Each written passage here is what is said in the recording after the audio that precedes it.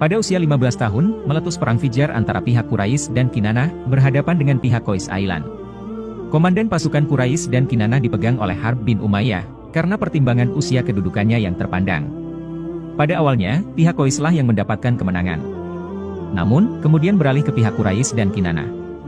Dinamakan Perang Fijar karena terjadi pelanggaran terhadap kesucian tanah haram dan bulan-bulan suci. Rasulullah Shallallahu Alaihi Wasallam ikut bergabung dalam peperangan ini, dengan cara mengumpulkan anak panah bagi paman-paman beliau untuk dilemparkan kembali ke pihak musuh. Setelah perang berakhir, berbagai suku Quraisy bersatu dalam perjanjian Hilful Fudul untuk menegakkan keadilan dan melindungi orang yang terzalimi di Mekah. Terlepas dari status mereka sebagai penduduk asli atau pendatang, Rasulullah Shallallahu Alaihi Wasallam menghadiri perjanjian ini, yang mencerminkan kepedulian beliau terhadap keadilan sejak usia muda. Perjanjian Hilful Fudul adalah kesepakatan yang dibuat oleh berbagai kabilah Quraisy, termasuk Bani Hashim, untuk menegakkan keadilan di Mekah. Perjanjian ini bertujuan melindungi siapa saja yang terzalimi, baik penduduk asli maupun pendatang, hingga hak-haknya dikembalikan. Pada musim semi tahun 595 Masehi, para pedagang Mekah kembali mulai menyusun kafilah perdagangan musim panas mereka untuk membawa barang dagangannya ke Syria. Sayyidah Khadijah juga sedang mempersiapkan barang dagangannya, tetapi beliau belum menemukan seseorang untuk menjadi pemimpin kafilahnya. Beberapa nama diusulkan kepadanya, namun tidak satu pun yang berkenan di hatinya. Mendengar hal itu, Abu Thalib mendatangi Sayyidah Khadijah dan menawarkan Nabi Muhammad Sallallahu Alaihi Wasallam, yakni keponakannya yang baru berusia 25 tahun, untuk menjadi agen Sayyidah Khadijah. Abu Thalib tahu bahwa Nabi Muhammad Sallallahu Alaihi Wasallam belum cukup berpengalaman, tetapi ia sangat yakin bahwa Nabi Muhammad Sallallahu Alaihi Wasallam lebih dari sekadar mampu. Seperti halnya penduduk Mekah yang lain, Sayyidah Khadijah pun telah mendengar nama Muhammad Sallallahu Alaihi Wasallam. Satu hal yang diyakini Sayyidah Khadijah adalah kejujuran Nabi Muhammad Sallallahu Alaihi Wasallam. Bukankah orang Mekah menjulukinya Al-Amin atau orang yang bisa dipercaya? Maka Sayyidah Khadijah menyetujui tawaran Abu Thalib dan bahkan hendak memberikan imbalan 2 kali lipat kepada Nabi Muhammad Sallallahu Alaihi Wasallam dari yang biasa diberikan kepada orang lain. Oleh karena itu, Abu Thalib pun pulang dengan gembira. Segera saja Abu Thalib dan Nabi Muhammad Sallallahu Alaihi Wasallam menemui Sayyidah Khadijah yang kemudian menerangkan tentang seluk-beluk perdagangan. Otak Nabi Muhammad Sallallahu Alaihi Wasallam yang cerdas bekerja dengan tangkas. Beliau segera memahami semuanya tanpa perlu meminta penjelasan ulang. Maka kafilah pun disiapkan. Dan dengan suara riuh rendah, Sayyidah Khadijah menyertakan seorang pembantu laki-lakinya yang terpercaya, yang bernama Maisarah, untuk mendampingi Nabi Muhammad Sallallahu Alaihi Wasallam dalam perjalanan. Pada hari yang telah ditentukan, Nabi Muhammad Sallallahu Alaihi Wasallam tiba bersama Abu Thalib. Mereka disambut oleh Sayyidah Khadijah dan seorang pamannya yang sedang menanti dengan surat-surat perdagangan.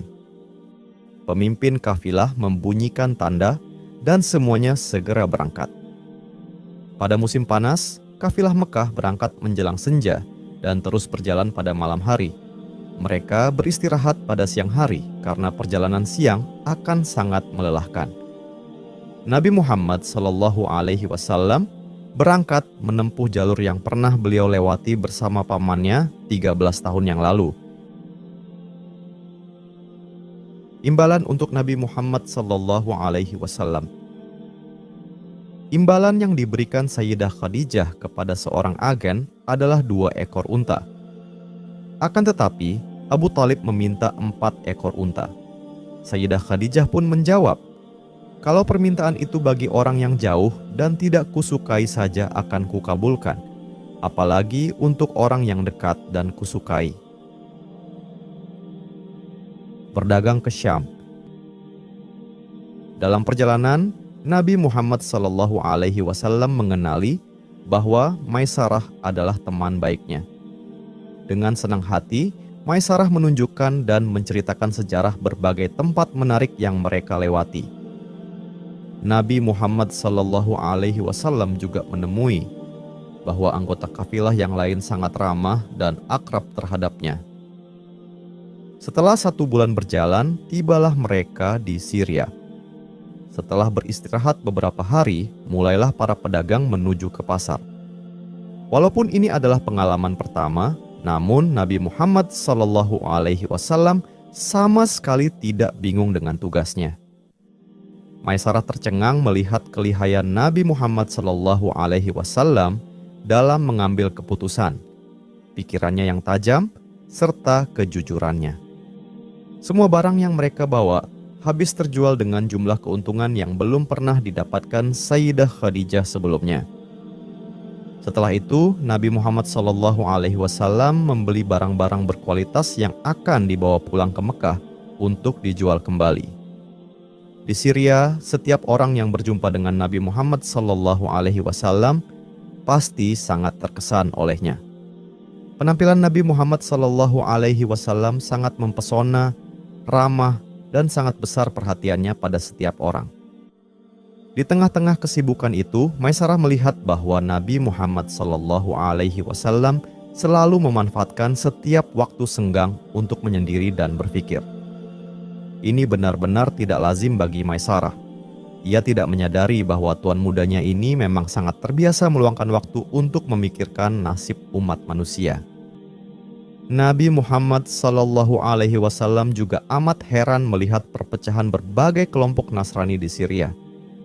Setiap kelompok memiliki jalan dan pendapat sendiri, padahal seharusnya mereka bergabung dalam satu kelompok. Manakah yang paling benar dari semuanya itu? Pikiran-pikiran seperti ini membuat mata Nabi Muhammad SAW selalu terbuka pada saat orang-orang lain terlelap tidur. Akhirnya, waktu untuk pulang pun tiba.